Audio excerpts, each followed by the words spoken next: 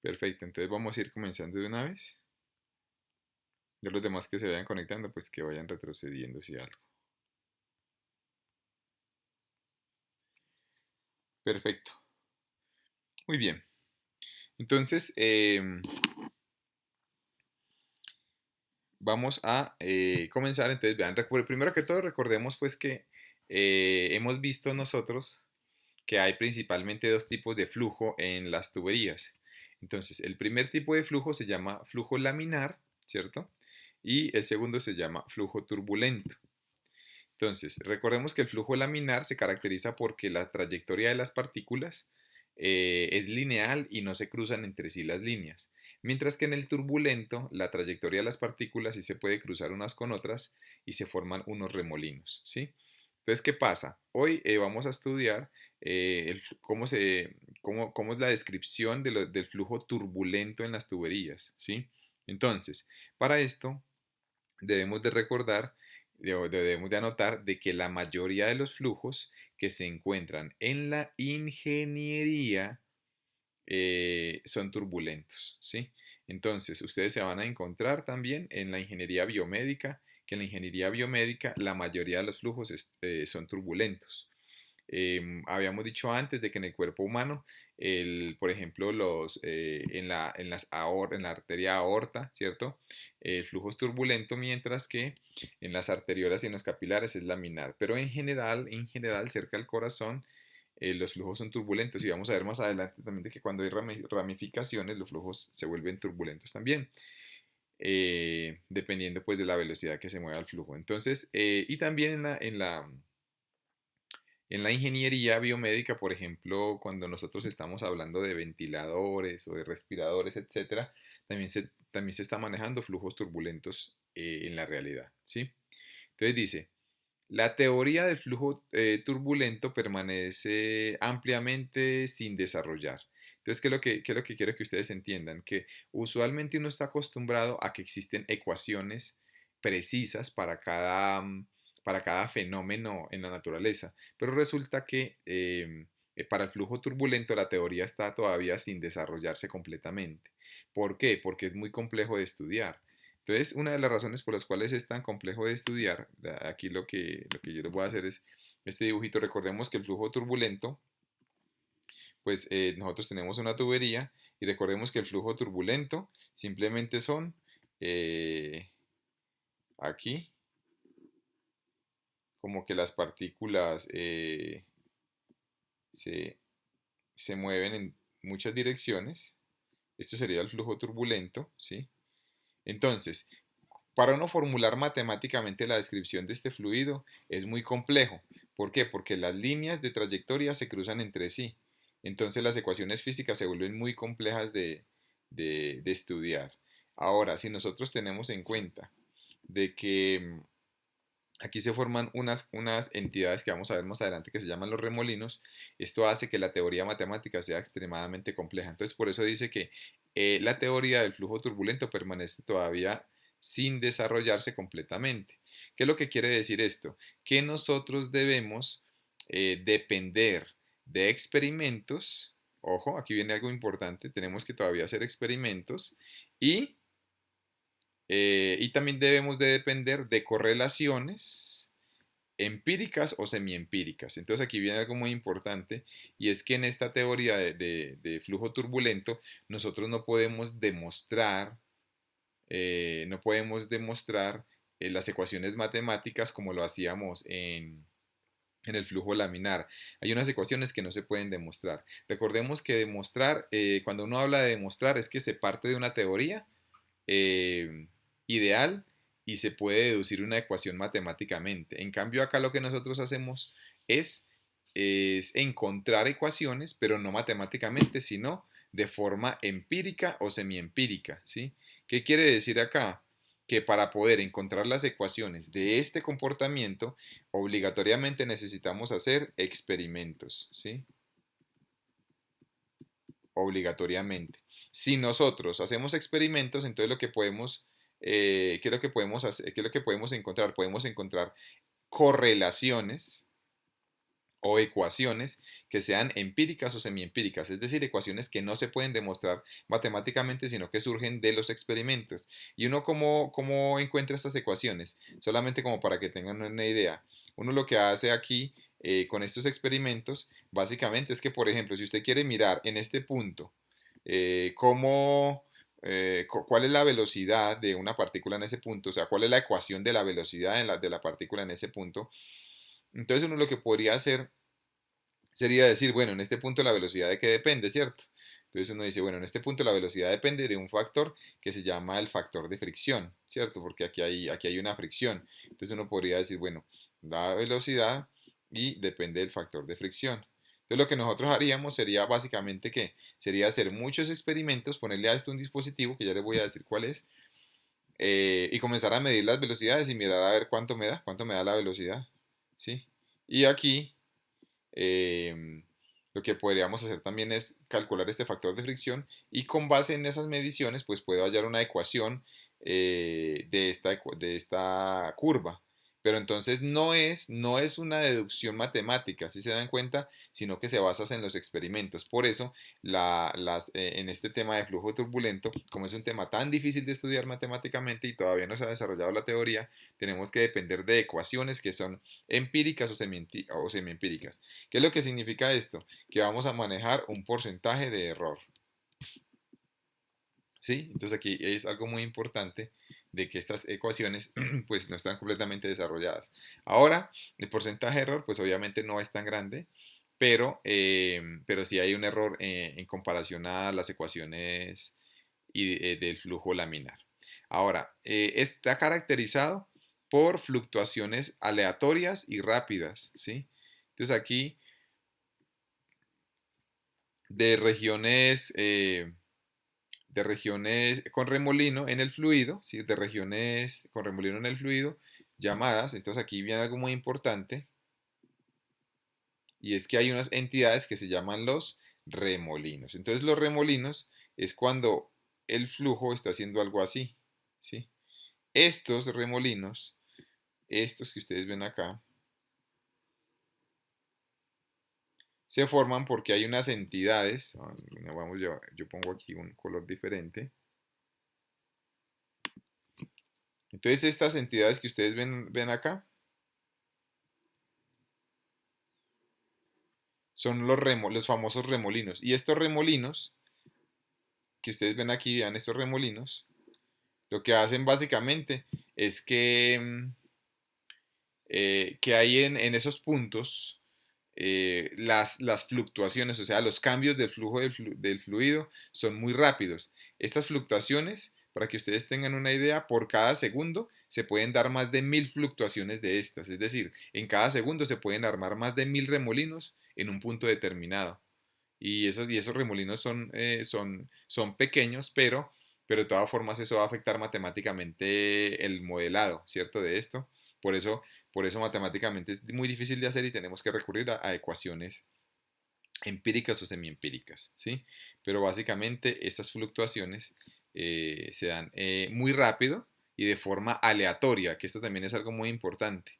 Quiere decir que si primero se forma el remolino en este punto, en el punto 1, aleatoriamente se va a formar después en el punto 2 y aleatoriamente después en el punto 3. Y esas fluctuaciones se pueden dar hasta 1000 fluctuaciones por segundo, ¿sí? O sea que miren que es complejo el asunto.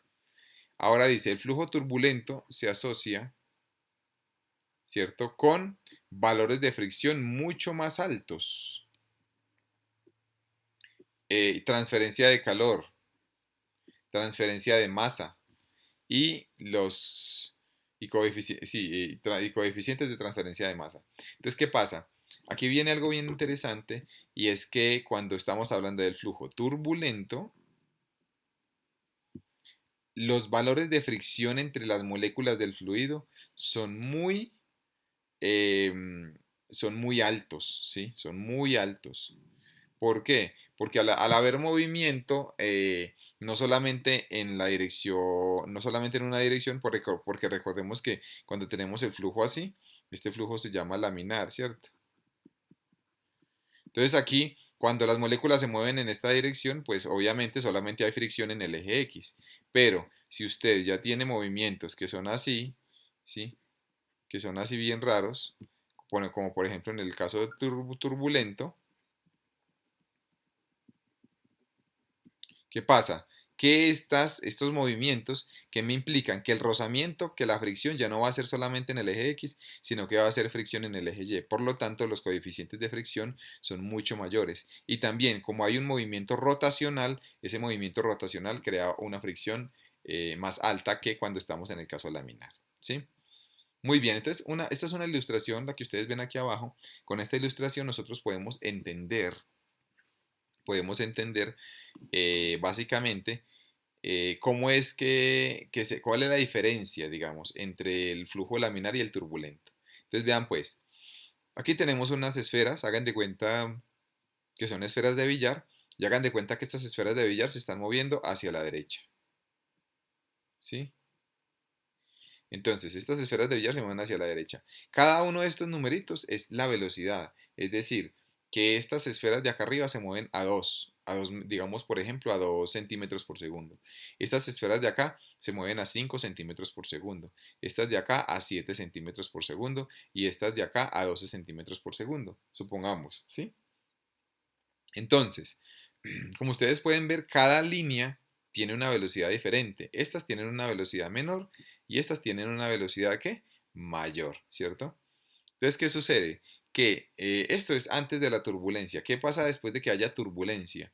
Después de que haya la turbulencia, si ustedes se dan cuenta, miren que estas que estaban aquí en 2, miren cómo quedaron. Quedaron aquí, si se dan cuenta. Quedaron acá. Miren dónde quedó. Este quedó aquí. Este 2 quedó acá. Y este quedó acá. Quiere decir que las velocidades, como ustedes lo pueden ver, ya se redistribuyeron en el fluido. Entonces, si esto pasa en un remolino, donde pasa un remolino, describir matemáticamente esto es muy difícil. Por lo tanto, lo que tenemos que hacer en mecánica de fluidos es aproximaciones en el tiempo. ¿Sí? Tenemos que hacer promedios en el tiempo, como para decir, bueno, encontremos una velocidad promedio entre todas estas, ¿sí? Entonces aquí lo que vamos a hacer es que vamos a hallar más adelante un valor de una velocidad promedio, ¿sí? Donde esta rayita que ustedes ven aquí arriba significa una velocidad promedio en ese tiempo, ¿sí? Ok. Muy bien, entonces aquí viene algo bien interesante y es que vamos a leer este enunciado, dice, el movimiento de los remolinos, ¿cierto? En flujos turbulentos causa fluctuaciones muy significativas en los valores de la velocidad, de la temperatura, de la presión, incluso en la densidad, ¿sí? Entonces, ¿qué pasa? Resulta que cuando se forman remolinos en el flujo turbulento, eh, hay valores que se cambian significativamente en la velocidad, en la temperatura, en la presión y en la densidad del fluido que está ahí. Esto ustedes cómo lo pueden notar. Si ustedes recuerdan, por ejemplo, en un avión, ¿qué pasa cuando uno está en un avión?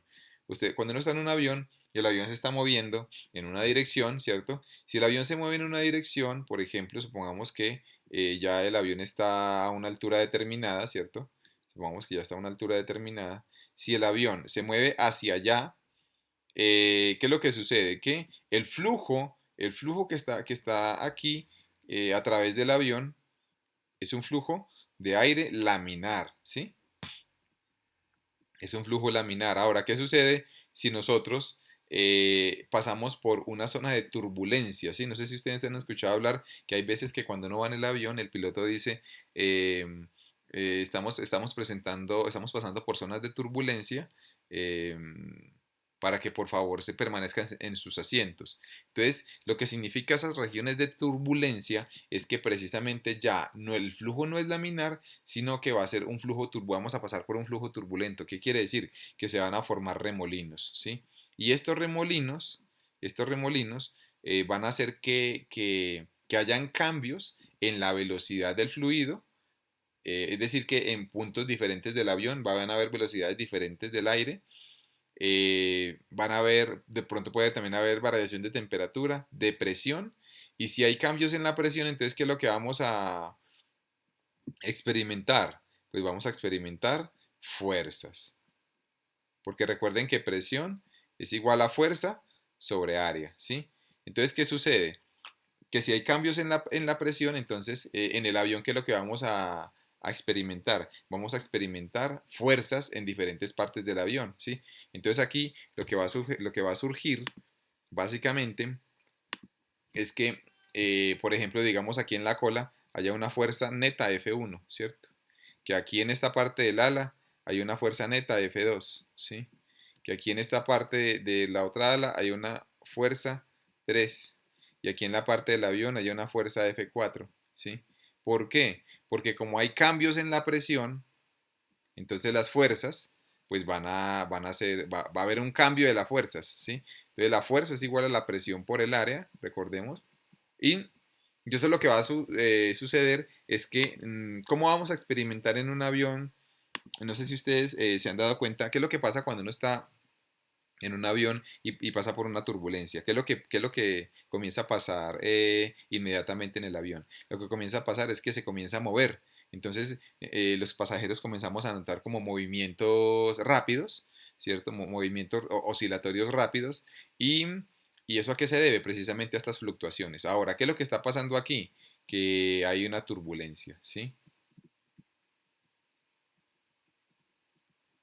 Y esta turbulencia es precisamente debida al flujo turbulento.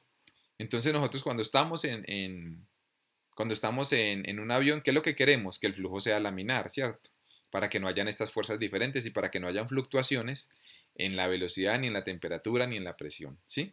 Entonces miren que esto tiene todas las implicaciones prácticas posibles. Ahora, ¿qué es lo que sucede? Si nosotros vemos esta gráfica aquí, esta gráfica me está representando la velocidad en función del tiempo.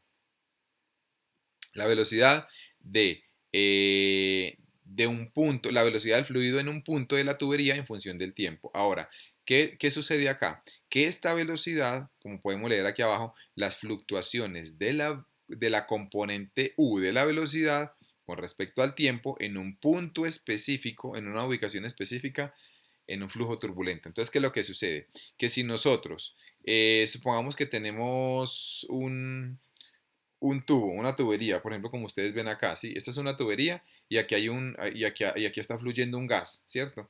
Pero no necesariamente puede ser un gas, puede ser un líquido. Entonces hagan de cuenta que aquí hay un flujo, ¿cierto? Entonces, y ese flujo es turbulento. Entonces, ¿qué es lo que sucede? Resulta que yo con un aparato puedo medir la velocidad en un punto de la tubería. Es decir, si nosotros tenemos una tubería, vamos a poner aquí este dibujito, si nosotros tenemos una tubería y en esa tubería yo quiero saber cuánto es la velocidad en este punto, yo quiero saber cuánto es la velocidad, ¿sí? En este punto, ¿sí? En el punto P, cuánto es la velocidad en este punto P. Entonces, ¿qué tendría que hacer acá? Lo que voy a hacer aquí es que, bueno, como esto, hagan de cuenta que esto es un flujo turbulento, ¿no? Entonces el flujo está cambiando, ¿sí? Está cambiando. Pero quiero saber la velocidad. Entonces, ahora, qué es lo que voy a hacer si quiero conocer la velocidad? Entonces, lo que voy a hacer es que voy a experimentalmente, como ya sabemos que matemáticamente no se puede, porque es muy complejo, lo que voy a hacer es que voy a ingresar un aparato acá que me pueda medir la velocidad, ¿sí? Entonces, ¿qué es lo que voy a ingresar? En este punto, vamos a poner un aparatico que tiene forma de tubo, ¿sí? Y este aparato que ustedes ven acá, este aparato que ustedes ven acá, que es como una especie de sonda, ¿sí? Se llama un anemómetro. Se llama un anemómetro. Vamos a poner aquí. Se llama un anemómetro de alambre caliente, ¿sí? Aquí está, es un anemómetro de aire caliente. Entonces, ¿qué significa esto, muchachos? Que nosotros, para medir la velocidad dentro de una tubería, hagan de cuenta que ustedes están, por ejemplo, haciendo un experimento de medir la velocidad en una tubería, ¿sí? Para diseñar un equipo biomédico. Si ustedes quieren saber cuál es la velocidad a la que se mueve el fluido en una tubería, en un punto en específico, y si saben que es un flujo turbulento, entonces, ¿qué es lo que tienen que hacer, muchachos? Poner un dispositivo que se llama un anemómetro. De alambre caliente. ¿Y ese anemómetro de alambre caliente qué es? Ustedes pueden ver aquí, este es el esquema eléctrico de cómo funciona ese anemómetro. Entonces, ¿cómo es que funciona? Vean, por aquí pasa, por aquí pasa el fluido, ¿cierto? Que sería como en esta boquilla que ustedes ven acá. Entonces, por aquí va a pasar el fluido y ese fluido va a estar en contacto con una resistencia. Esta es una resistencia, ¿sí? Entonces, en esa resistencia, ¿qué es lo que sucede? Que esa resistencia está alimentada, ¿cierto? Pues por una fuente, por un reóstato, que es una resistencia variable. ¿Y qué pasa? Cuando el fluido pasa por la resistencia, enfría la resistencia. ¿Por qué la enfría? Por el mecanismo de conducción del calor que se llama la convección. Recuerden que cuando un fluido caliente pasa por una superficie, lo que sucede es que ese fluido lo que hace es que, digamos que puede o calentar la superficie o enfriar la superficie. Si este fluido está más caliente que esta resistencia, entonces lo que va a hacer es que la va a calentar. Si el fluido está más frío que esta resistencia, pues la va a enfriar. Lo que pasa en la práctica es que este fluido está a menor temperatura que la resistencia. Entonces, ¿qué es lo que hace? Que al pasar el fluido le baja la temperatura. Entonces, entre más velocidad, entre más velocidad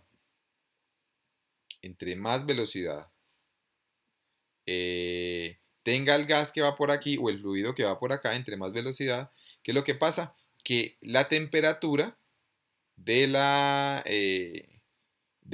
resistencia va a bajar, ¿sí? A más velocidad, menos temperatura, ¿sí? Entonces, eso es lo que sucede, ¿sí? Que si baja la temperatura, ¿qué es lo que se va a cambiar aquí? El voltaje, ¿sí? La tensión. Entonces, al cambiar la tensión, pues entonces yo puedo simplemente decir que puedo convertir esos cambios de tensión en cambios de velocidad. Entonces yo puedo registrar la velocidad en este punto simplemente con este dispositivo, ¿sí? Que lo que hace es que cambie la temperatura de la resistencia a medida que cambia la velocidad del gas.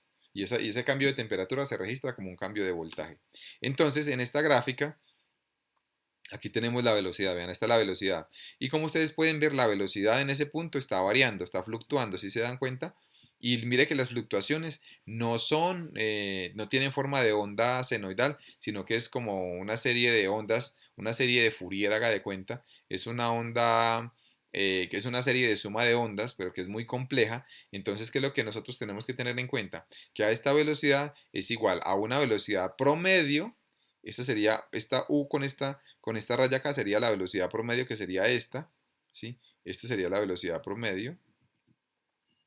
Y este término que ustedes ven aquí de U minúscula sería el promedio de las fluctuaciones, ¿sí? Si ustedes se dan cuenta, si nosotros comenzamos a sumar todas estas fluctuaciones y las comenzamos a sumar, nos va a dar un promedio de fluctuaciones, ¿sí? Que sería esta velocidad que ustedes ven acá. Este sería el promedio de las fluctuaciones y esta sería la velocidad promedio. Entonces, en un flujo turbulento, siempre que yo quiera trabajar en un punto, vamos a obtener esto. Vamos a obtener una velocidad promedio en ese punto más una fluctuación de la velocidad en ese punto promedio, ¿sí? Básicamente, pero es muy complejo, digamos que describir este fenómeno. Muy bien, ahora vamos a pasar a lo que se llama el esfuerzo cortante total. Entonces, ¿qué es lo que sucede? Que ustedes recuerden que hay una ley de Newton, la ley de viscosidad de Newton, no sé si recuerdan que en la ley de viscosidad de Newton yo puedo encontrar, si ustedes recuerdan, la ley de Newton, no sé si ustedes recuerdan que yo puedo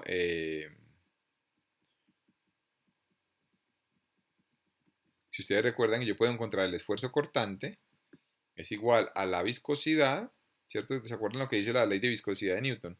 Que el esfuerzo cortante es igual a la viscosidad por la derivada de la velocidad con respecto a la posición, que este sería el gradiente de la velocidad. Esta es la ley de viscosidad de Newton, recuerden que solamente la cumplen los fluidos newtonianos. Entonces aquí, si nosotros vamos a preguntarnos cuánto es el esfuerzo cortante que hay en una tubería, ¿cierto? En una tubería, ¿cuánto es el esfuerzo cortante? Entonces, si el flujo en esta tubería es un flujo turbulento, ¿qué es lo que sucede? Que tenemos dos componentes del esfuerzo cortante. Tenemos una componente laminar y una componente turbulenta. ¿En qué consisten estas componentes? Vean, la componente laminar tiene en cuenta la fricción entre las capas, la fricción entre las capas, ¿sí? En la dirección del fluido, ¿sí ven? En la dirección del fluido, es decir que la fricción entre las capas en la dirección del fluido, es decir, si el fluido se mueve hacia la derecha, entonces la componente laminar tiene en cuenta esa fricción en este eje, en el eje X, digámoslo así, ¿sí? ¿Cierto? Entonces aquí sería que la componente laminar, ¿cierto? Sería en el eje X prácticamente. Sería así, ¿sí? En el eje X. Tiene en cuenta la fricción en este eje X porque es en la misma dirección del fluido. Mientras que la componente turbulenta dice que tiene en cuenta la fricción entre las partículas del fluido que fluctúan, ojo, o sea, en los famosos remolinos, y el cuerpo del fluido, ¿sí? Entonces en estas, si se tiene en cuenta, por ejemplo, cuando nosotros tenemos el remolino, que esto es un remolino, y en este remolino sí vamos a tener en cuenta el esfuerzo, la componente turbulenta. O sea que esta ya no solamente es en el eje X, sino que es en el eje Y también, ¿sí? Y aquí dice, esto está relacionado a la fluctuación de las componentes de la velocidad, ¿sí? Entonces, esta componente turbulenta del esfuerzo está directamente relacionada con esta fluctuación de velocidades que nosotros vemos acá, ¿sí? Porque recuerden que esta fluctuación de velocidades se da a causa de la formación de remolinos en el flujo turbulento. Entonces, el esfuerzo cortante total en cualquier punto va a ser igual al esfuerzo cortante laminar más el esfuerzo cortante turbulento.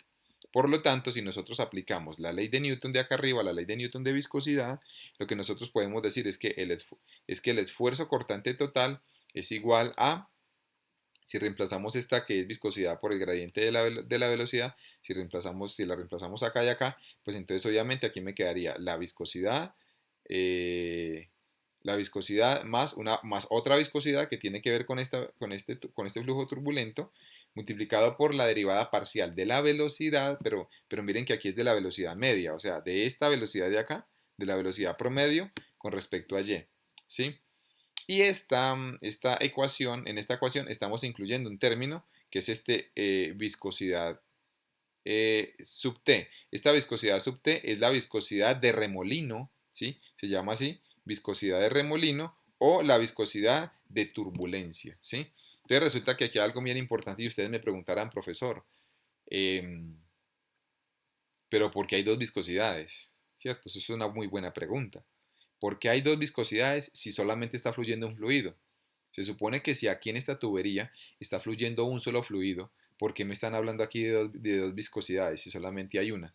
Entonces aquí viene algo bien importante y es que si el fluido se mueve solamente de forma laminar, tiene una sola viscosidad, que sería esta de aquí, ¿sí? Pero si el fluido se está moviendo de forma laminar en algunas regiones y en otras regiones se están formando remolino, la viscosidad va a cambiar. La viscosidad en esos puntos va a cambiar, ¿sí? ¿Por qué? Porque está cambiando, porque recuerden que hay unos cambios en qué? Hay unos cambios en la velocidad, unos cambios en la temperatura, en la presión y en la densidad. Entonces miren que está cambiando hasta la densidad del fluido. Y si cambia la densidad del fluido, pues va a cambiar la viscosidad. Porque recuerden, no sé si recuerdan la viscosidad también está relacionada con la densidad. Si ustedes recuerdan que la viscosidad cinemática es igual a la viscosidad dinámica sobre la densidad, ¿cierto? Entonces miren que si cambia la densidad, si nosotros cambiamos la densidad y si cambia la temperatura también, porque miren que aquí hay fluctuaciones también de la temperatura, pues entonces la viscosidad va a cambiar, porque nosotros recordemos que la viscosidad es función de la temperatura. Entre más temperatura, menos viscosidad. Por lo tanto, hay puntos del fluido en los cuales la viscosidad va a cambiar. ¿Cuándo? Cuando se forman los remolinos. En esos puntos donde se forman remolinos va a haber una viscosidad debida a esa turbulencia. Entonces, ¿qué es lo que nosotros tenemos que tener en cuenta? Que cuando el fluido se está moviendo con flujo turbulento, la viscosidad cambia a comparación a cuando se está moviendo con un flujo laminar. Y eso es lo que pasa también en la sangre. En la sangre nosotros podemos ver de que cuando la sangre se está moviendo con un flujo laminar, la viscosidad es muy diferente a cuando se está moviendo con un flujo turbulento. Cuando la sangre se está moviendo con un flujo laminar, los glóbulos rojos se pegan entre sí, porque van muy lento. Entonces la viscosidad aumenta, ¿sí? Y este efecto se hace muy notorio en la sangre. Entonces, por eso es que se tiene que introducir otra nueva viscosidad que se llama viscosidad de remolino o viscosidad de turbulencia, ¿sí? Ahora, si ustedes recuerdan esta ecuación, de aquí si nosotros despejamos la viscosidad dinámica, esta densidad puede pasar a multiplicar. Entonces, si pasa a multiplicar, pues entonces si la reemplazo acá, pues entonces puedo sacar factor común de la densidad y me queda en función de la viscosidad cinemática, ¿sí? Esta ya es la viscosidad cinemática. Entonces en esta ecuación del esfuerzo total, miren que tengo en cuenta la viscosidad laminar y la viscosidad de turbulencia. Muy bien. Y esto en la gráfica, ¿cómo se notaría, muchachos? Esto en la gráfica se notaría, esta línea negra sería el esfuerzo laminar, esta línea negra, el esfuerzo laminar, y esta línea roja sería el esfuerzo turbulento, esta componente de acá. Si nosotros sumamos esta componente laminar más esta componente de turbulencia, nos daría el esfuerzo cortante total, que el esfuerzo cortante total viene siendo en forma lineal, ¿sí? Entonces, en conclusión, en un flujo turbulento hay dos tipos de esfuerzo, un esfuerzo laminar y un esfuerzo turbulento. ¿Por qué? Ustedes me preguntarán, ¿y si es turbulento porque hay una componente laminar? Pues porque de todas formas hay unos esfuerzos que van en el eje X, ¿sí? Por eso esta componente se le llama laminar, porque van a lo largo de una sola dirección. Mientras que los turbulentos van a lo largo de dos direcciones. Muy bien, ahora vamos para el perfil de la velocidad. Dice, el perfil de velocidad es aproximadamente parabólico en un flujo laminar, ¿sí? Y se vuelve aplanado, o se aplana, o se rellena, también podríamos decir ahí, en un flujo turbulento. ¿Qué es lo que quiere decir esto, muchachos? Vean que si nosotros tenemos un flujo laminar, como este que ustedes ven aquí, en este flujo laminar, miren que tiene un perfil. Y este perfil, ustedes recuerden que nosotros habíamos visto en otra clase, ¿cierto? Que este perfil es un perfil ¿qué? Es un perfil parabólico, ¿cierto? Es un perfil parabólico, o sea que forma una parábola. Entonces, este es un perfil parabólico. Recuerden que en las paredes de la tubería la velocidad vale cero, ¿sí? Y aquí la velocidad es ¿qué? Es máxima, ¿sí? Si nosotros promediamos todas estas velocidades, nos da la velocidad promedio, que es esta que ustedes ven acá. Esta línea punteada sería el promedio de todas estas velocidades que ustedes ven acá. Y esta velocidad promedio, pues es la que se trabaja en las ecuaciones. Ahora, ¿qué pasa cuando tenemos un flujo turbulento? Resulta que el perfil de velocidades ya no es parabólico, ¿sí? Sino que este perfil cambia, ¿sí? Este perfil ya es no parabólico. Entonces, ¿qué sucede? Que este perfil ya cambia. Si ustedes se dan cuenta, miren que la forma de la curva ya es diferente. Ya se acható, podríamos decir así en español. Se acható o se aplanó, ¿sí? Lo que ustedes pueden ver aquí es que este extremo se aplanó. Por eso aquí dice que se aplana o se rellena la curva, ¿sí? Entonces, ¿qué es lo que sucede? Que el perfil de la velocidad se acorta y aquí la velocidad promedio si ustedes calculan la velocidad promedio, que sería esta velocidad de acá a acá, esta velocidad promedio, nos daría más cercano a la velocidad máxima. ¿Sí? Esta velocidad promedio nos da más cercana a la velocidad máxima. En cambio acá, miren que la velocidad máxima está lejos de la velocidad promedio. De hecho, si nosotros recordamos, en la clase pasada, la velocidad máxima es el doble de la velocidad promedio, si recuerdan. ¿Sí? Que es cuando el flujo es laminar, la velocidad máxima es el doble de la promedio. En cambio acá, la velocidad máxima es muy cercana a la velocidad promedio, ¿cierto? La velocidad máxima es muy cercana a la velocidad promedio. ¿Sí? Y algo muy importante, y es que este incremento en la llenura o digamos, o en el aplanamiento de la curva, del perfil de velocidad, y se incrementa o aumenta con el número de Reynolds, ¿sí? ¿Qué quiere decir esto? Que entre más velocidad tenga el fluido, más se aplana esto. Entre más velocidad tenga el fluido, más se aplana. Hasta que llega un momento en el cual la velocidad máxima es casi la misma que la velocidad promedio. Y podríamos decir que esto es casi plano. Es decir, podríamos decir que en el ducto la velocidad es casi constante, porque miren que aquí esto se está volviendo muy constante, ¿sí? Entonces, entre más velocidad tenga, entre más número de Reynolds tenga, podemos trabajar con una sola velocidad, que es la máxima, y es la más cercana a la velocidad promedio, ¿sí? Por eso dice, y el perfil de velocidad se vuelve más cerca al perfil uniforme, ¿sí? Entonces prácticamente yo podría decir que esto prácticamente es una velocidad casi constante. Entre más velocidad tenga, más se vuelve constante. Entonces podríamos decir que en la tubería las partículas tienen la misma velocidad, ¿sí? Muy bien. Entonces, la pregunta es, si este perfil que está aquí no es parabólico, entonces, ¿cuál es la ecuación? O sea, ¿de qué grado es? ¿Cierto? Para responder esta pregunta, lo que nosotros tenemos que entender es que no se puede calcularlo de forma matemática, por lo que ya les dije ahora, de que es muy difícil describir esto, sino que lo que tenemos que hacer es em, inventar unas leyes empíricas. ¿Y estas leyes empíricas qué son? Entonces vean, hay una ley que se llama una ley de potencias de perfiles, ¿sí? Ley de potencias de perfiles, ¿sí? Entonces, ¿qué significa esto? A ver, entonces dice, numerosos perfiles de velocidades empíricas existen para el flujo turbulento, ¿cierto? ¿Qué quiere decir? Que hay muchos perfiles que se pueden dar en el flujo turbulento, es decir, con muchos exponentes, con muchas ecuaciones. Ahora, ¿qué es lo que sucede? Dice, el valor de n incrementa con el número de Reynolds. Entonces, para esto lo que se dedujo fue una ley de potencias de perfiles, ¿cierto? Entonces, esta ley de potencias de perfiles lo que hace es que se basa, cuando es cuadrático, ustedes recuerdan que cuando es cuadrático, ¿cómo es que es la forma del perfil? Ustedes recuerdan que cuando es cuadrático, U es igual a, bueno, esta es la velocidad promedio, ¿no? Es igual, vamos a poner U es igual a dos veces la velocidad promedio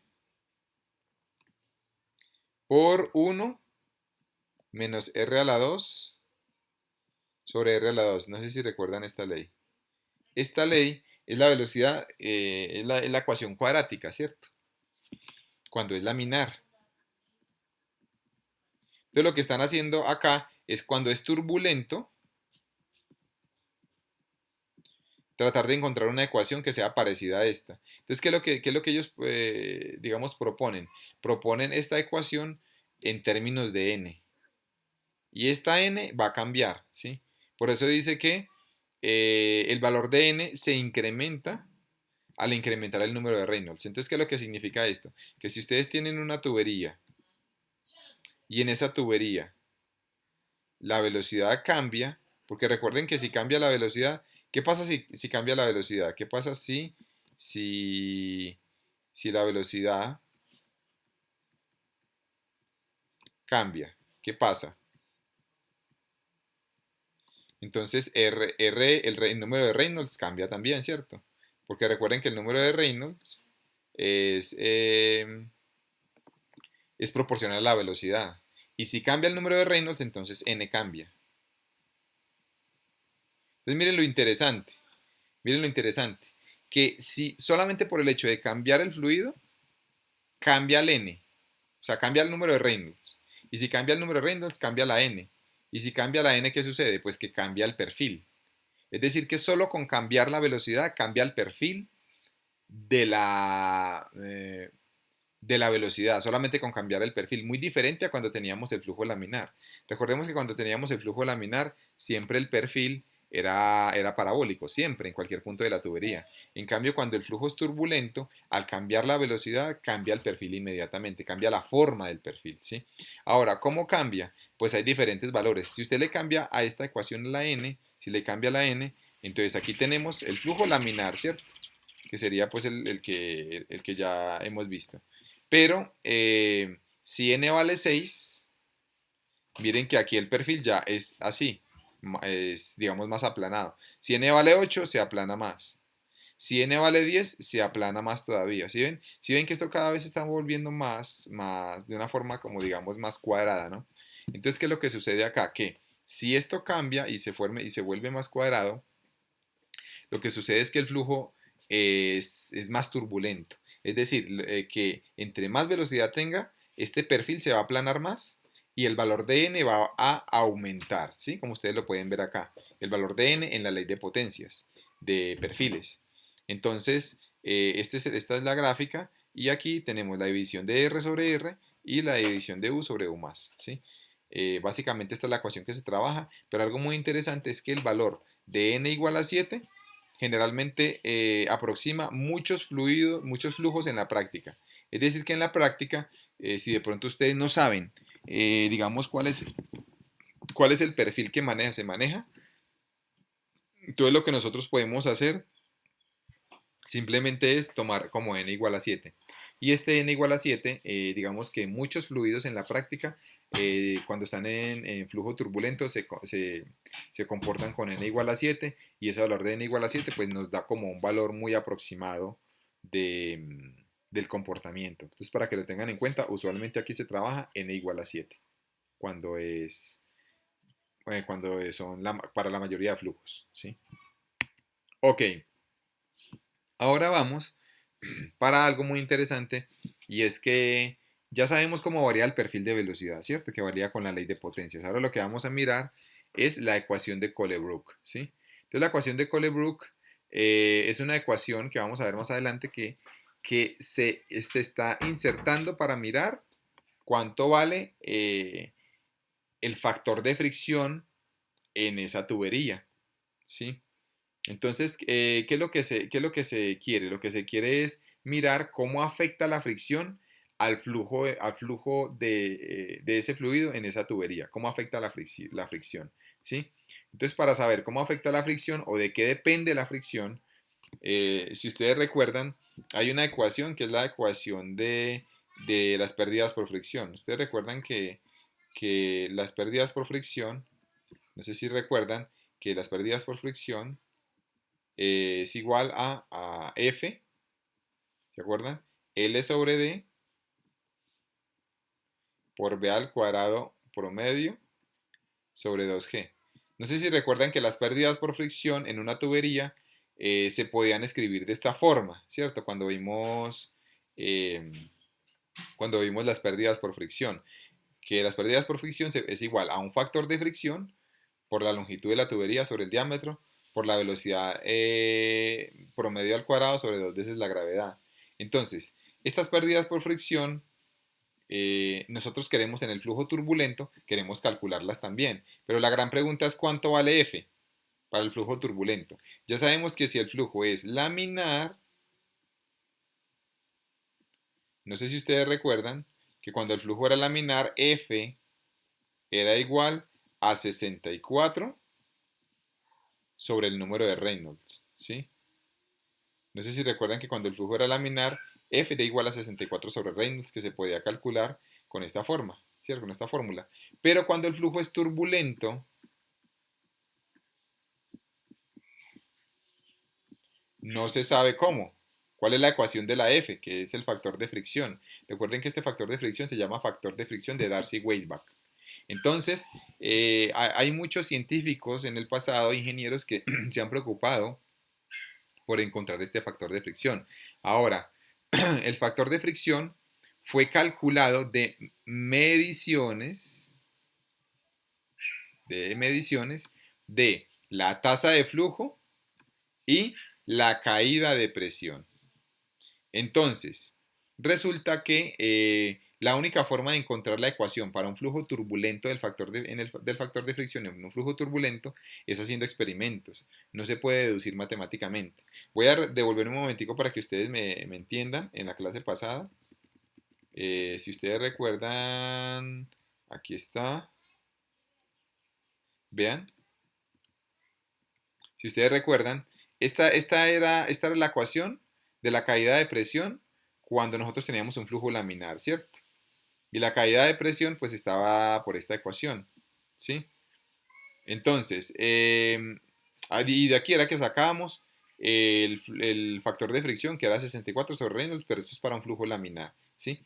Ahora, la caída de presión tenía esta ecuación y también las pérdidas por fricción tenían esta ecuación. Ambas dependían del factor de fricción. Ahora, ¿qué es lo que sucedía? Si ustedes recuerdan, había una ley que se llama ley de Poiseuille, y en esa ley de Poiseuille yo podía relacionar el flujo volumétrico, es decir, el caudal, lo podía relacionar con la caída de presión. Entre más flujo volumétrico, más caída de presión, como ustedes se pueden dar cuenta acá. Entonces, ¿qué sucede? Que si nosotros hacemos mediciones de estas, del flujo con la caída de presión, podemos calcular el factor de fricción, ¿cierto? Según la ecuación pues, que nosotros ya conocemos. Entonces, ¿qué es lo que sucede? Ahora vamos a volver aquí a la diapositiva. Entonces, ¿qué es lo que sucede? Lo que se hizo en estos experimentos fue decir, listo, vamos a calcular la tasa de flujo volumétrico, o sea, la V puntico, o el caudal también que llamamos. Vamos a calcular el caudal y vamos a medir la variación de presión. Es decir, vamos a hacer las mediciones del caudal y de la caída de presión. ¿Esto cómo se hace? Ya les dije cómo se podía medir la tasa de flujo, y la caída de presión pues se puede hacer también con sensores. Entonces al medir esto, si se mide esto, obviamente con este flujo volumétrico pues yo puedo calcular ¿quién? La velocidad promedio. Y con estas caídas de presión, ¿yo quién puedo calcular? Puedo calcular las pérdidas por fricción, porque recuerden que la caída de presión es igual a la densidad por la gravedad por las pérdidas por fricción. Entonces miren que ustedes pueden calcular estas dos. Es decir, y si usted calcula si usted calcula esta velocidad promedio que es esta, y si calcula esta caída de presión, pérdidas por fricción, pues está calculando este. Por lo tanto, usted puede despejar de esta ecuación F. La puede despejar. Entonces, si hacemos muchas mediciones de esto, podemos encontrar cuál es la función, una función empírica o una ecuación para F. Entonces, eso lo hicieron en los años 1933. Varios ingenieros desarrollaron muchos experimentos para calcular esta F. Ahora, en 1939, un ingeniero de apellido Colebrook, que vivió entre el año 1910 y 1997, propuso una relación conocida como la ecuación de Colebrook, que es esta ecuación de que ustedes ven acá. En esta ecuación, que se cumple para flujos turbulentos, es la ecuación de Colebrook, y esta ecuación de Colebrook nos permite encontrar el factor de fricción, pero hay un problemita, y es que el factor de fricción, miren que está aquí y está aquí. R es el número de Reynolds. Bueno, ahorita vamos a mirar este factor que es, sí, pero este factor ya lo vamos a analizar, se llama la rugosidad relativa. Pero lo que me interesa que ustedes vean es que nosotros tenemos el factor de fricción, que es el que queremos despejar, lo tenemos a ambos lados de la ecuación. ¿Y esto cómo se llama? Una ecuación implícita o una relación implícita. Esta relación implícita como su nombre lo dice, es que la variable está implícita en la ecuación dos veces y no se puede despejar. Entonces, ¿qué es lo que nosotros tenemos que hacer para despejar esta f? Pues hay varias opciones. Una forma es tanteo, es decir, comenzar a darle valores a este f y mirar, hacer todo este procedimiento con logaritmos hasta que me dé esta f de acá. Esa es una forma con tanteo, digamos muy manual y se va a demorar mucho. Otra forma, ¿cuál es? Con métodos numéricos, ¿sí? Entonces, los métodos numéricos, como por ejemplo la ley de Newton-Raphson, ¿sí? O etcétera, métodos que sean eh, así, como Newton-Raphson, como métodos de las raíces flotantes, etcétera, con métodos numéricos nosotros también podríamos hallar esta f. Pero entonces se complica el asunto con esta ecuación cuando es el flujo turbulento, porque miren que aquí pues nos tocaría que despejar y es muy difícil y fuera de esto está dentro de un logaritmo, ¿cierto? Entonces, para eso, vamos a ver más adelante que alguien se inventó una forma gráfica de encontrar esta f sin tener que utilizar esta ecuación. Es decir, con base en esta ecuación, encontraron un diagrama que se utiliza bastante, que es el diagrama de Moody. Ya lo vamos a ver, ¿sí? Muy bien. Ahora vamos a hablar un poco de este término que ustedes ven acá. Este término que ustedes ven acá es este. Se llama la rugosidad relativa, ¿sí? Rugosidad relativa. La rugosidad relativa, miren que está aquí en la ecuación. Es decir, que el factor de fricción depende,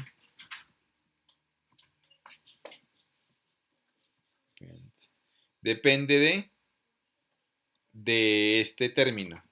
Y este término, el factor de fricción, depende de ese término. ¿Este término cómo se llama? La rugosidad relativa. Entonces, obviamente, ¿qué pasa? ¿Qué pasa? Que hay algo muy interesante y es que si ustedes tienen una pared, la pared de una tubería ampliada, ¿sí? Hagan de cuenta que ustedes tienen una tubería, cualquier tubería, y esa tubería, pues obviamente tiene unas paredes, ¿no? Entonces, en esta pared que ustedes ven acá, o bueno, no, más bien esta que ustedes ven acá, si ustedes la magnifican, aquí esta pared pues va a tener como una rugosidad, ¿cierto? Si usted mira esto en el microscopio, lo que va a mirar es esto, va a mirar que la pared no es completamente lisa, sino que tiene una rugosidad, ¿sí ves? O sea, en el microscopio se van a ver como una especie de, digamos, montañas, ¿no? Eh, que me indican que esto no es completamente liso. Y estas montañas microscópicas, ¿cierto? Que son del orden de las micrómetros, o incluso pueden llegar a ser hasta de milímetros, dependiendo de la tubería, pues van a provocar fricción. ¿Qué quiere decir? Que si hay un fluido que se esté moviendo acá, hagan de cuenta que hay un fluido que se mueve acá. ¿Qué va a pasar si el fluido se encuentra con esto, con esta montaña? Pues el fluido se desvía aquí, ¿cierto? Y aquí lo mismo, entra acá y se desvía. Y aquí el fluido va acá y se desvía, ¿sí? Por lo tanto, lo que se produce es como que frena el fluido. Estas montañas, digamos que frenan el movimiento del fluido y al frenarlo, pues obviamente crean una fricción, ¿sí?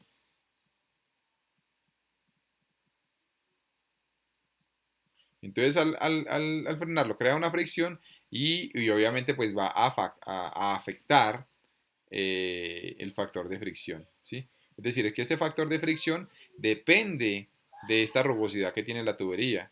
Y esta rugosidad que tiene la tubería, digamos que matemáticamente se designa como un épsilon. Pero esta épsilon realmente es un promedio.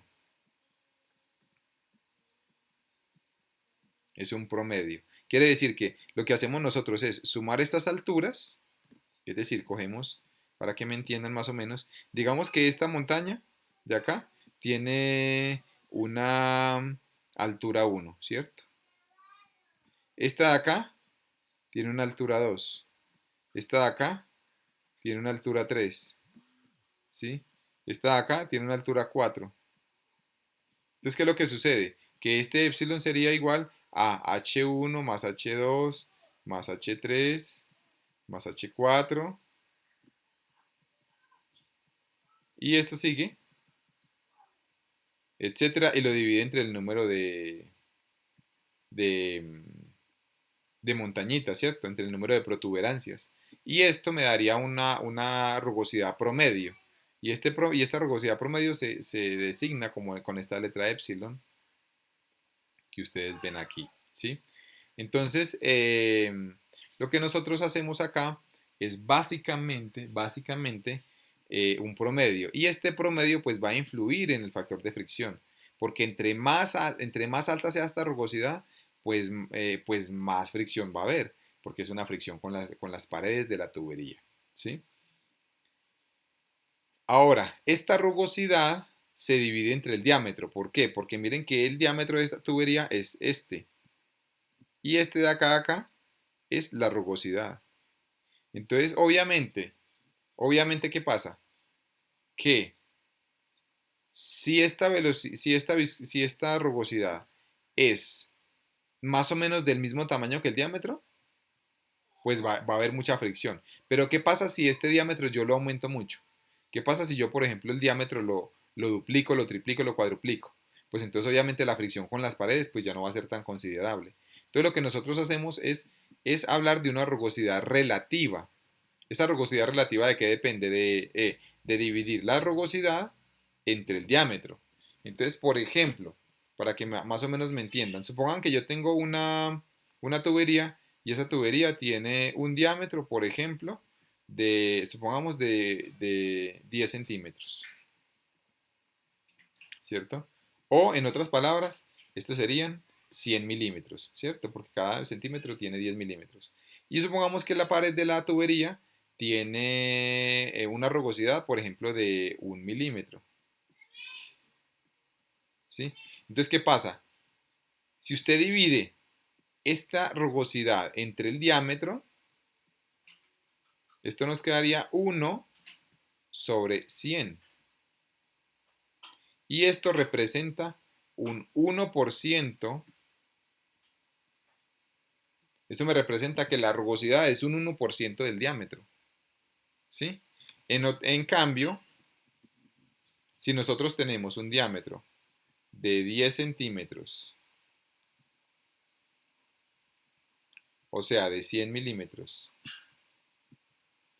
y una rugosidad de 10 milímetros,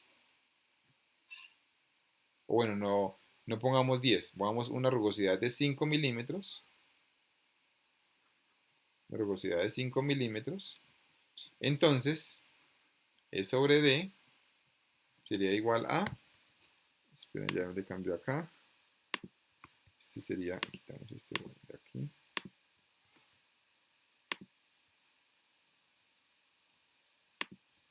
entonces esto sería igual a 5/100. O sea que tendríamos una rugosidad del 5%. Por lo tanto, la pregunta es, ¿dónde habrá más fricción? ¿Dónde habrá más fricción? Pues obviamente hay más fricción aquí, que hay un 5% de rugosidad, mientras que aquí hay un 1%. Pero miren que depende del diámetro. ¿Sí se dan cuenta que depende del diámetro? Entonces, sucede, por ejemplo, que si nosotros tuviéramos un diámetro de 1 metro, por ejemplo, un diámetro de 1 metro, o bueno, no, más bien un diámetro de 1 centímetro, o sea, de 10 milímetros, 10 milímetros, ¿qué sucede? Que la rugosidad, digamos que la rugosidad sigue siendo 1 milímetro. Si la rugosidad sigue siendo 1 milímetro, entonces si yo divido E entre D, nos quedaría 1/10, y esto es un 10%. Entonces quiero que se den cuenta de algo, que miren que aquí, en estos dos casos, la rugosidad vale 1 milímetro. La rugosidad vale lo mismo, ¿sí se dan cuenta? Pero aunque la rugosidad vale lo mismo, al cambiar el diámetro, porque aquí eran 100 y aquí son 10, el porcentaje de rugosidad a lo largo de la tubería cambió. Aquí es un 1% y aquí es un 10%. Entonces, por eso es tan importante trabajar en la ecuación con rugosidad relativa, porque es la rugosidad, pero con relación al diámetro de la tubería. Si tengo una alta rugosidad, pero también el diámetro es grande, pues no me va a afectar tanto. Pero si tengo una rugosidad con un diámetro pequeño, ahí sí me va a afectar mucho. Entonces, por eso es que nosotros tenemos que trabajar es con una rugosidad relativa y por eso es que en esta ecuación se trabaja es con la rugosidad relativa, con la ecuación de Colebrook. Aquí en la parte derecha podemos ver eh, la rugosidad, ¿cierto? Valores de rugosidad de diferentes materiales, ¿no? Entonces yo quiero que ustedes analicen acá y díganme, ¿sí? Me pueden escribir incluso ahí en los comentarios cuál de estos tiene una rugosidad menor de todos. ¿Cuál de ellos tienen la menor rugosidad? ¿Sí? ¿Cuál de estos tendría la menor rugosidad? A ver, para que por favor me pongan ahí, ¿cuál de esos tendría la menor rugosidad de todos? De esos materiales. Pónganme por favor ahí en los comentarios si me están viendo.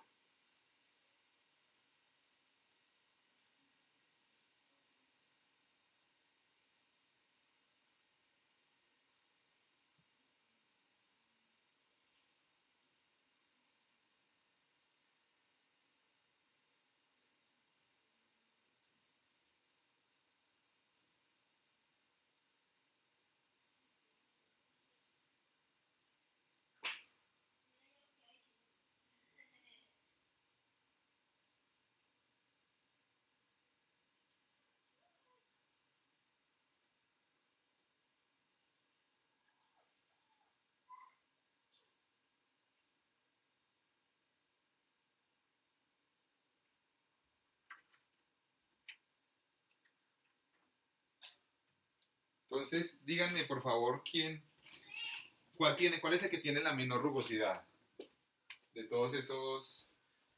de todos estos materiales. ¿Cuál sería el que tiene la menor y cuál sería el que tiene la mayor? El que tiene la menor y el que tiene la mayor. Ustedes me digan ahí. ¿Cuál será el que tiene la menor y el que tiene la mayor en esta tabla? ¿Sí? A ver, ustedes se pueden dar cuenta de que en este caso, el que tiene la menor de todas, pues es el que tenga obviamente más ceros, ¿no? Entonces, en este caso, el que tiene la menor rugosidad sería este, ¿sí? Que sería el acero. ¿Estamos de acuerdo? Entonces el acero, como ustedes lo pueden ver acá, tiene una rugosidad de milímetros, en milímetros de 0,002, ¿sí? Esto prácticamente, ¿qué es lo que quiere decir? Que tiene una rugosidad de casi 2 micras, ¿sí? Entonces, básicamente este es el que tiene la menor rugosidad, ¿cierto? Ahora, ¿cuál le sigue? Digamos, ¿cuál es el que tiene la menor de todos? Una pregunta, ¿cuál es menor, este o este? Porque si nosotros vemos, obviamente, pues este tiene una rugosidad muy baja, pero es que hay unos que tienen cero. Entonces, realmente los que tienen menos rugosidad pues, son los que no tienen rugosidad. Los que tienen la rugosidad de cero, básicamente, son el plástico y el vidrio, ¿sí? Entonces, esto es algo muy interesante y lo que sucede acá es que, por ejemplo, en ingeniería biomédica, ustedes sí se han dado cuenta, dice, aquí estaba mirando, una cosa es la rugosidad y otra es que sea smooth, exacto. Sí, realmente, ahí están discutiendo, ¿cierto? Algunos, pero realmente el menor de todos es el que valga cero. O sea, mejor dicho, cuando la rugosidad vale cero, cuando la rugosidad vale cero, ¿qué es lo que me quiere decir? Que tenemos una superficie lisa, ¿sí? Pero los que tienen menor rugosidad, pues obviamente son estos dos de acá arriba, ¿cierto? Porque me estaban diciendo ahí bueno, que eran otros. Entonces, la rugosidad vale cero cuando los materiales son lisos, ¿sí? Porque ahí yo estaba mirando que, digamos, algunos comentarios decían que era el brass tubing, ¿cierto? Por ejemplo, como el bronce, el cobre, y no, realmente el que tiene la menor de todas, pues es la que tiene rugosidad cero, ¿cierto? Ok, y en ingeniería biomédica, si ustedes se dan cuenta, no sé si se han dado cuenta de que la mayoría de sistemas que tienen movimiento de fluidos corporales como sangre, como orina, etcétera, utilizan el vidrio o el plástico, ¿sí? No utilizamos usualmente estos materiales de acá abajo. Por lo tanto, en aplicaciones biomédicas, la mayoría de aplicaciones van a tener una rugosidad de cero, ¿sí? Porque son superficies lisas a nivel de equipos biomédicos. O sea que digamos que se va a simplificar un poco el asunto. Ahora, resulta que en el año, en los años 1880, eh, hasta el año 1953 vivió un científico que, que se llamó Moody, ¿sí? Este científico lo que hizo fue coger la ecuación de Colebrook, esta ecuación de Colebrook, y, y convertirla en un diagrama. ¿Para qué? Para que no haya necesidad de utilizar esa ecuación de Colebrook. Entonces, qué es lo que se quiso? Que no haya necesidad de utilizar esta ecuación que vimos anteriormente, porque esta ecuación es una ecuación, como ya le dijimos, implícita y despejar el factor de fricción es muy complejo. Entonces él se inventó este diagrama, que es un diagrama muy conocido a nivel mundial. Ustedes van a ver que cualquier persona que sepa de mecánica de fluidos, que trabaje con fluidos, les va a hablar de este diagrama que se llama el diagrama de Moody, ¿sí? El diagrama de Moody. Entonces, este diagrama de Moody, ¿qué tiene? Para que lo tengamos en cuenta, tiene tres partes. Tiene el factor de fricción, ¿cierto? Que es el que nosotros, pues vamos a hallar, ¿sí? Tiene aquí abajo el número de Reynolds, ¿sí? Como ustedes lo pueden ver. Aquí el número de Reynolds está en una escala logarítmica.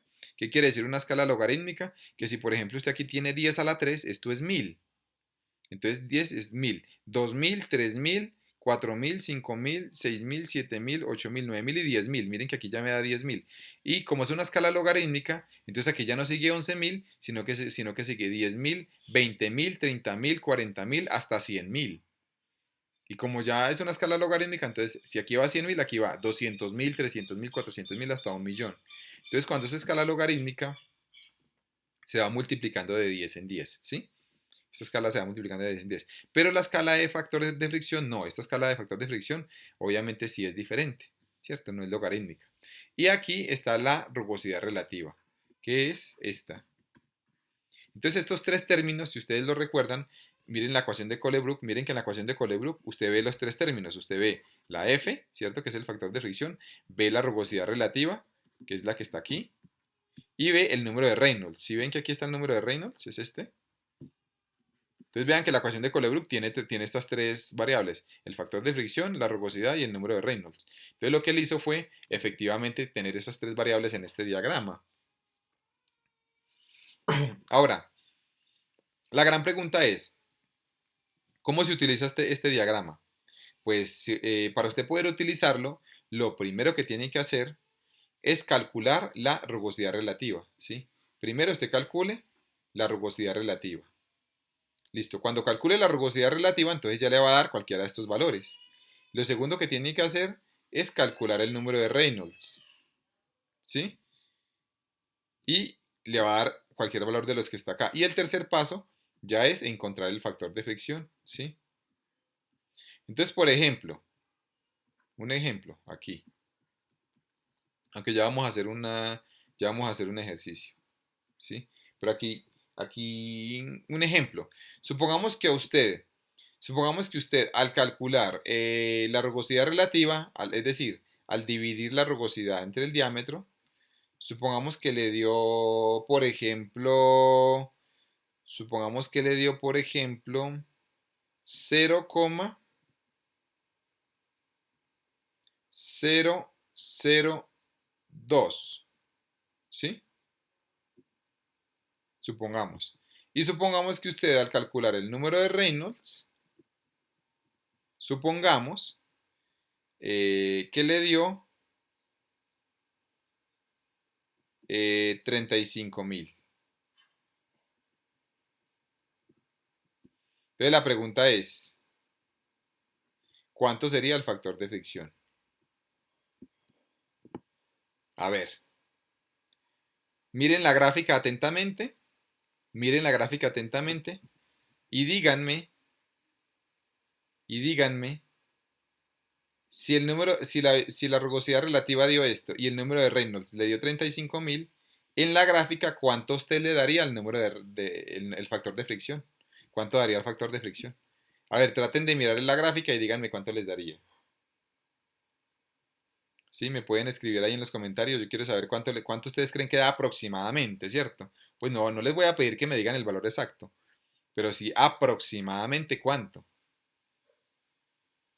Traten de mirar el diagrama, ¿sí? Lo que pasa es que es importante aprender a utilizar este diagrama porque de ahora en adelante todos los problemas van a manejar este diagrama. Y este diagrama, aprenderlo a manejar, va a ser muy importante. De hecho, en los exámenes se utiliza muchísimo este diagrama. Entonces hay que saberlo manejar. Entonces, quiero que ustedes hagan el esfuerzo, por favor, de decir, si me dio la rugosidad relativa a esto y si me dio el número de Reynolds 35.000, ¿cuánto ustedes dirían que es el factor de fricción?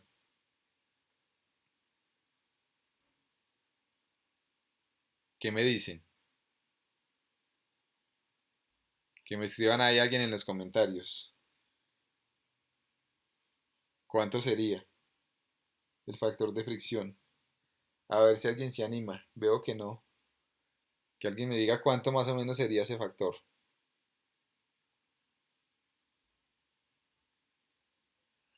¿Cuánto sería ese factor? A ver, les, les doy una pista. Si la rugosidad relativa nos da 0,002, pues entonces tenemos esta rugosidad aquí, vean, es esta. Esta, ¿sí? Y con esta rugosidad relativa ya la tengo. Ahora me voy a lo largo de esta línea. Pero me tengo que ir hasta donde, hasta un número de Reynolds de 35.000. Y el número de Reynolds de 35.000, ¿cuánto es? Entonces, a ver, si ustedes se dan cuenta, este 10 a la 4, 10 a la 4, ¿cuánto es? 10.000. Este 10 a la 4 es 10.000. Este es 20.000. Este es 30.000. Este es 40.000. Por lo tanto, aquí en la mitad estaría aquí, más o menos, estaría 35.000. Es decir, que usted sube por 35.000, sube, y llega y trata de mirar dónde se cruza con esta línea, que es la línea, que es la línea que estamos nosotros teniendo en cuenta de la rugosidad, ¿sí? Entonces mira dónde se cruza con esta línea. Miren más o menos dónde se cruzan. Y se cruzan más o menos aquí, ¿sí? Y al cruzarse más o menos aquí, porque la rugosidad me dio esto, 0,002, al cruzarse acá más o menos, es esto. Si ustedes miran y leen,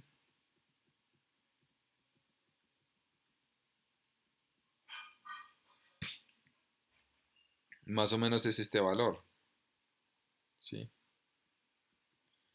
¿Sí se dan cuenta? Es decir, más o menos yo pensaría que si ustedes parten esto en dos partes iguales, este sería 0,025, más o menos un 0, podríamos decir aproximadamente que esto es más o menos un 0,028 más o menos, ¿sí? Aproximadamente 0,028 o 0,027, ¿cierto? Aproximadamente 0,027. Porque miren que está entre 0,0, este más o menos sería 0,025, ¿no? Y este sería 0,030. Entonces sería como más o menos 0,028 o 0,027, ¿sí? Aquí Samuel dice aproximadamente entre 0,02 y 0,03. Sí, efectivamente sería más o menos entre eso, ¿sí? Entonces, básicamente, esta es como la forma en la que nosotros utilizamos el, el diagrama de Moody. Miren que es bien sencillo, ¿cierto? Ahora, para finalizar, voy a hacer un ejercicio. ¿Sí? Aquí tenemos el diagrama de una forma más completa. Bueno, pero antes de hacer el ejercicio, rápidamente les hablo una aplicación en ingeniería biomédica. Y en ingeniería biomédica nosotros tenemos aquí la arteria femoral, ¿sí? En la arteria femoral nosotros vamos a graficar cuál es el perfil de velocidad, ¿sí? Mire que aquí tenemos el perfil de velocidad, ¿sí? Este sería el perfil de velocidad de la arteria femoral.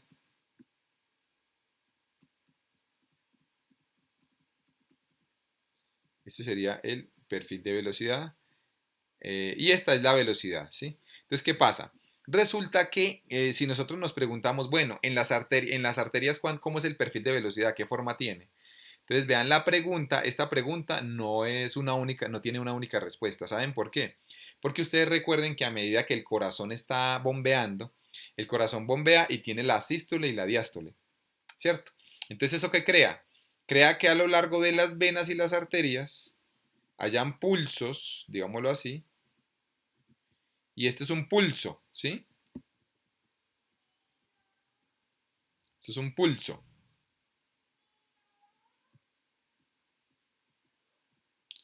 ¿Sí? Porque el corazón está latiendo. Entonces al latir, digamos que la presión va a cambiar, la velocidad va a cambiar. Cada vez que usted hace latir el corazón, pues la sangre no va a tener la misma velocidad. Cuando está en la sístole, la sangre va a ir más rápido. Cuando está en la diástole, pues digamos que va a retroceder un poco. Por lo tanto, ustedes se dan cuenta, y si se dan cuenta que aquí esta velocidad, si se dan cuenta que esta velocidad es positiva, ¿sí? Porque forma parte de la onda de la diástole, ¿sí? Pero aquí la velocidad es negativa, ¿sí se dan cuenta?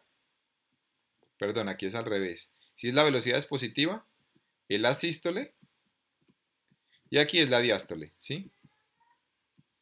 Porque la velocidad, la velocidad se devuelve un poco. Si se dan cuenta que aquí en la sístole la velocidad va hacia la derecha y en la diástole como el corazón digamos que se retrae un poco, lo que hacemos es que la sangre se devuelve un poco, por eso la velocidad es negativa. Entonces, ¿qué pasa? Que el perfil de velocidad va a cambiar. Miren acá, miren que entre A y B, más o menos cuando estamos en la sístole, si se dan cuenta que entre A y B, el perfil, miren cómo es. En la sístole, miren que el perfil es muy turbulento, ¿sí? Si se dan cuenta que es muy aplanado, es muy turbulento. Después, cuando estamos aquí, ya disminuyendo en la sístole, miren que el perfil ya se comienza a volver como parabólico, ¿sí? Es decir, como medio laminar. Pero ya después, cuando estamos en la diástole, si se dan cuenta que el perfil ya cambia. Miren que estos perfiles ya están al revés, ya están hacia abajo. Ya no es ni laminar ni turbulento, sino que es como una combinación de las dos. Entonces, esto es lo que pasa con los perfiles en las arterias de nuestro sistema circulatorio. Realmente no tiene un único perfil. Lo que nosotros tenemos son varios perfiles dependiendo del tiempo. Ahora, lo que nosotros sí podríamos tomar usualmente es ya los perfiles de velocidad, pero ya en las arterias y en las arteriolas. Porque en las arterias y en las arteriolas, ya lo que sucede es que la velocidad es constante, es prácticamente constante y el flujo es laminar. Pero cuando nosotros tenemos una arteria como esta, que es la arteria femoral, esa arteria femoral, pues ya los perfiles cambian en función del tiempo. ¿Por qué? Porque es un flujo turbulento, mientras que en los capilares y en las arteriolas ya se vuelve prácticamente laminar.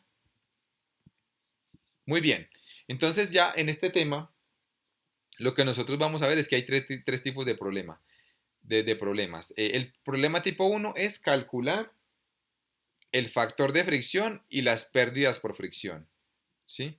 Esta HF es lo mismo que HL que ya hemos visto antes.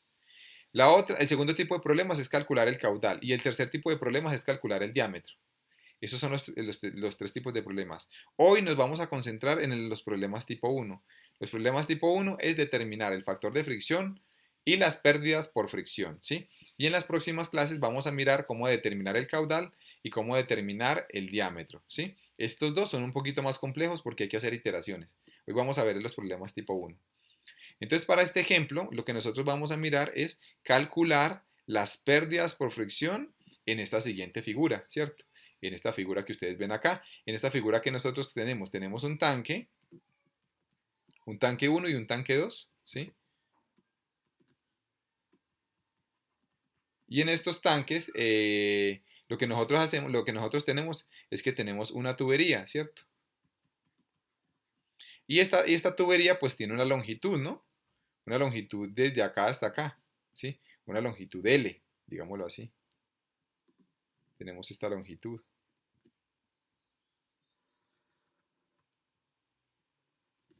Entonces lo que nosotros queremos calcular es cuáles son las pérdidas por fricción, cuáles son las pérdidas por fricción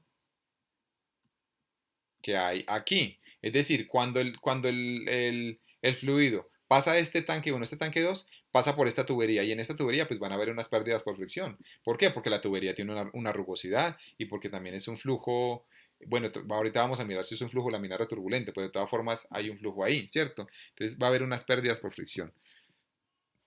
Y esas pérdidas por fricción se denotan como H, como una altura. Recuerdan que esta altura, ¿qué significa? Que si yo pongo un piezómetro a la final de esta tubería, el nivel al que alcanzaría ese fluido es menor al que alcanza este de acá, ¿sí? Cada vez que se vaya perdiendo presión en una tubería, lo vamos a interpretar como que se pierde altura de presión, o se pierde, en inglés se llama head, se pierde cabeza de presión, o se pierde altura piezométrica de presión, ¿sí? Así es la forma en la que uno dice que un líquido está perdiendo presión. Entonces, ¿qué? Nos están pidiendo la altura. Las pérdidas por fricción. El head loss es pérdidas por fricción o pérdida de cabeza en inglés, ¿no? Pero en español no se habla así. Las pérdidas por fricción tienen esta ecuación. Miren que aquí ya tenemos el diámetro, perdón, la longitud. Tenemos el diámetro, longitud, diámetro. Tenemos, bueno, la velocidad no la tenemos, ¿sí? Tenemos que calcularla. Entonces, y el factor de fricción tampoco lo tenemos. Entonces, lo primero que nosotros vamos a hallar es calcular el factor de fricción, ¿cierto? Vamos a hallar el factor de fricción. Entonces, lo primero que tenemos es que hallar el factor de fricción, ¿sí? Pero para hallar el factor de fricción, ¿qué necesitamos? Pues el factor de fricción, lo que nosotros necesitamos primero, obviamente, es para utilizar esta tablita del diagrama de Moody, ¿qué necesitamos? Necesitamos el número de Reynolds y necesitamos la rugosidad relativa. Entonces calculemos primero el número de Reynolds. Entonces sería el número de Reynolds, vamos a hacer 1A, sería el número de Reynolds, que miren la ecuación, es la densidad por la velocidad promedio por el diámetro sobre la viscosidad, ¿sí? Entonces acá tenemos esta. Ah, bueno, pero no tenemos la viscosidad. Miren que tenemos la viscosidad cinemática. Entonces recuerden que hay una ecuación del número de Reynolds también que es así. Velocidad promedio por el diámetro sobre la viscosidad cinemática. Entonces calculemos el número de Reynolds con esta ecuación. No en términos de la viscosidad absoluta, sino en términos de la viscosidad cinemática. Usted puede utilizar o esta o esta. Entonces nos quedaría así. La velocidad promedio, ¿cuánto es? Eh, no la tenemos, ¿cierto? No tenemos la velocidad promedio. Si se dan cuenta que no la tenemos. Tenemos la viscosidad. Entonces aquí, para calcular la velocidad promedio, utilicemos el caudal este Q. Es lo mismo que el B puntico o es lo mismo que el caudal, ¿sí? Entonces, nosotros sabemos que el caudal es igual a el área por la velocidad, ¿sí? Entonces de aquí despejemos la velocidad. La velocidad sería igual al caudal sobre el área, ¿no?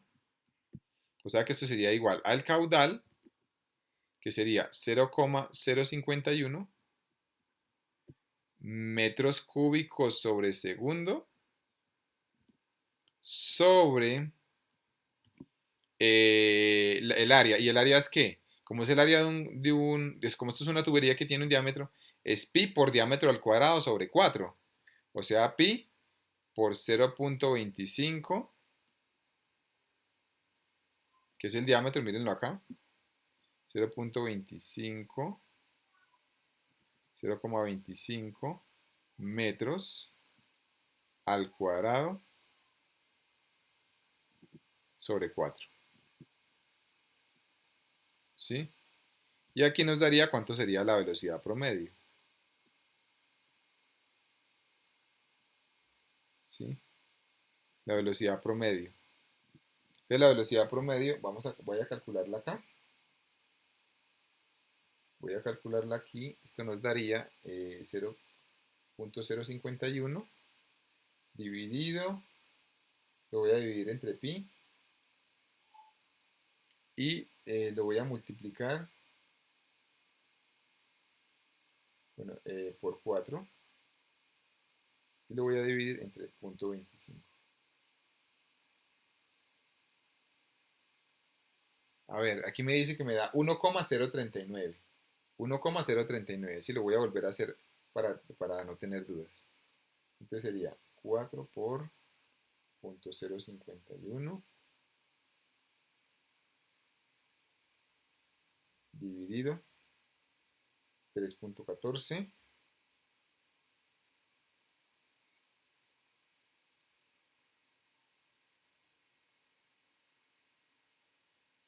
dividido 0.25. Me da 1,024, ¿sí? Si de pronto alguno de ustedes puede verificar ahí, pero me da 1,024, ¿sí? Si alguno de ustedes puede de pronto verificar ahí en la calculadora, me da 1,024 metros sobre segundo, ¿sí? Por favor, alguno de ustedes que vaya verificando esta, a ver si sí le da, a ver si sí le da esta. Verifique con la calculadora que a usted le dé lo mismo, ¿sí? 1,024, perfecto. Esta es la velocidad promedio. Entonces aquí sería 1,024, 0,24 metros sobre segundo por el diámetro, que esto nos quedaría 0,25, 0,25 metros. ¿Y sobre qué? Sobre la viscosidad cinemática, ¿no? Que es 1,306 por 10 a la menos 6. Metro cuadrado sobre segundo, ¿sí?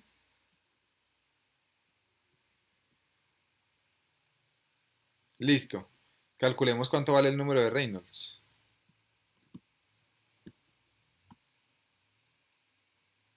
Esto nos daría cuánto.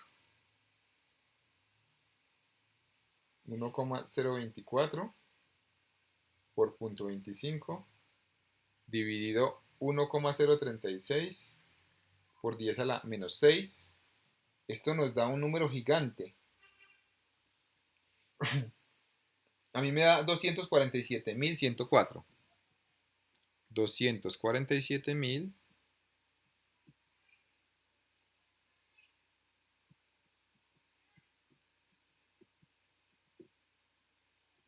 me da todo esto. ¿Sí? Verifiquen. Por favor, vaya verificando que le da lo mismo. ¿Sí? Ok. Por ahí me están diciendo que da que el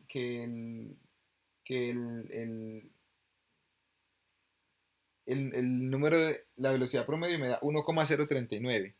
Ok, si esta da 1,039, entonces hagamos esta corrección, ¿sí? Hagamos la corrección. Si esto da 1,039, vamos a cambiarlo. 1,039, 1,039. Entonces, por favor, hagan la operación ustedes y me dicen entonces cuánto les daría este número de Reynolds. Ya vamos a mirar que no es tan importante que me dé tan exacto. Ya les voy a explicar por qué, pero de todas formas hagámoslo así. ¿Cuánto daría entonces esto? ¿Sí? Háganlo en la calculadora y díganme cuánto daría eso, por favor. ¿Cuánto daría esta operación que está aquí? 198.000, 198.000, 198.889. 198.889. 198.889. Perfecto. Este sería el número de Reynolds, ¿sí? Ahora ya vamos a mirar que no es tan importante que me dé tan exacto, pero primero pues tengámoslo acá. Este es el número de Reynolds. Listo. ¿Y qué es lo segundo que necesitábamos? Este 1B. 1.B. ¿Qué necesitaríamos? En la parte B ya tenemos el número de Reynolds y recordemos que necesitamos, ¿quién más? La rugosidad relativa. Entonces la rugosidad relativa.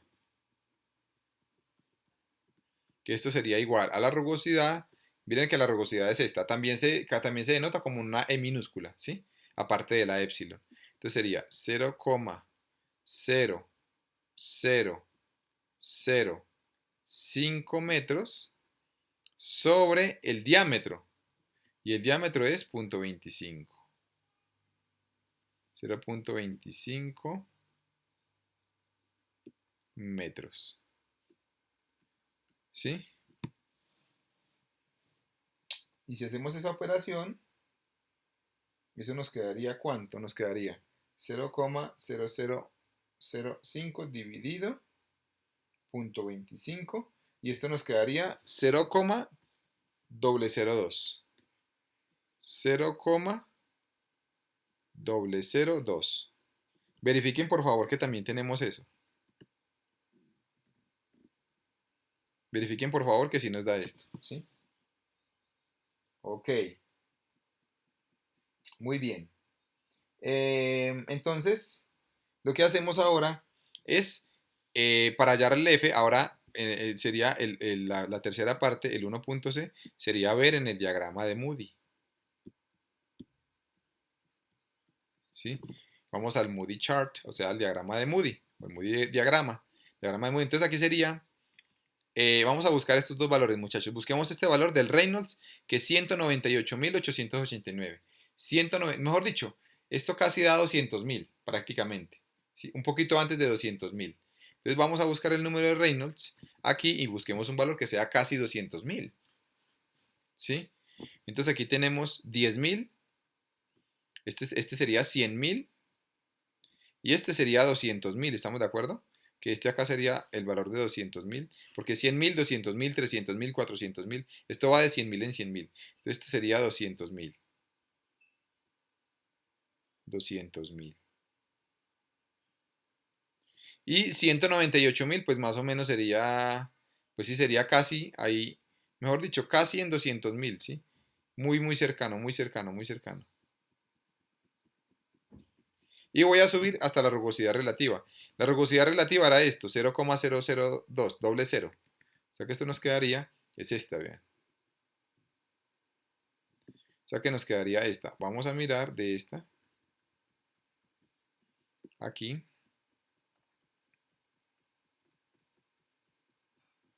Muchachos, y aquí.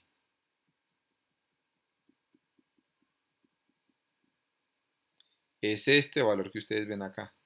Y en este valor que ustedes ven acá, por favor, traten de mirar al frente cuánto es.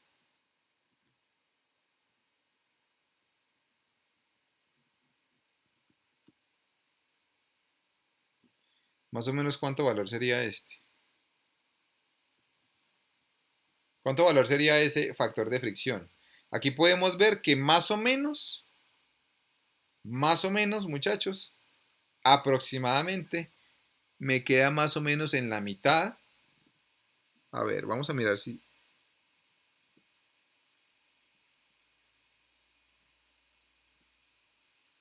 Vamos a mirar.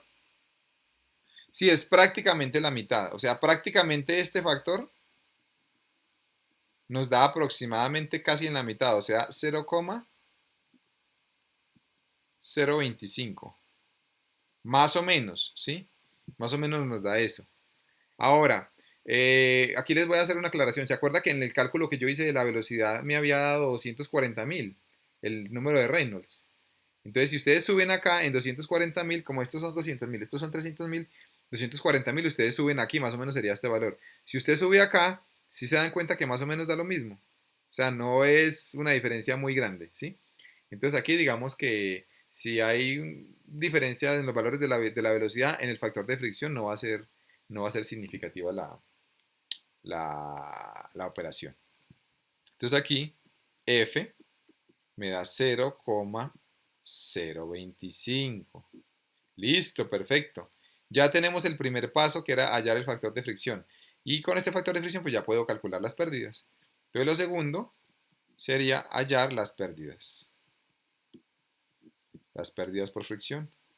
¿Sí? Entonces las pérdidas por fricción, aquí esto nos daría ¿cuánto? Nos daría igual a F, vamos a emplazar en la ecuación, F que sería 0,025, 0,025. Sí, ya estamos terminando. Esta clase se fue un poquito más larga, pero ya vamos a terminar, ¿sí? Ya para darles la tarea. Por 1000, que es la longitud, vean la longitud es esta, 1000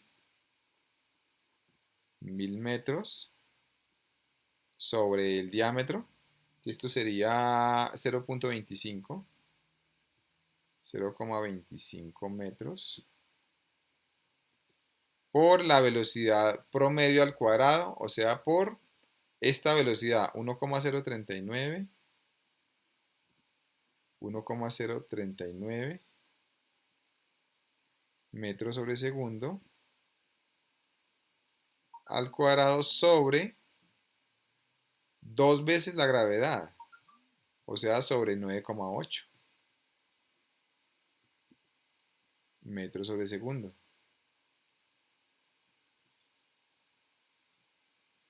Y hagamos esta operación, ¿sí? Por favor, traten de hacer también ustedes allá donde están. Esto sería 0,025. A ver, 0,025 por 0,25 por 0,025 por 1000 por 1,039 por 1,039. Esto lo vamos a dividir.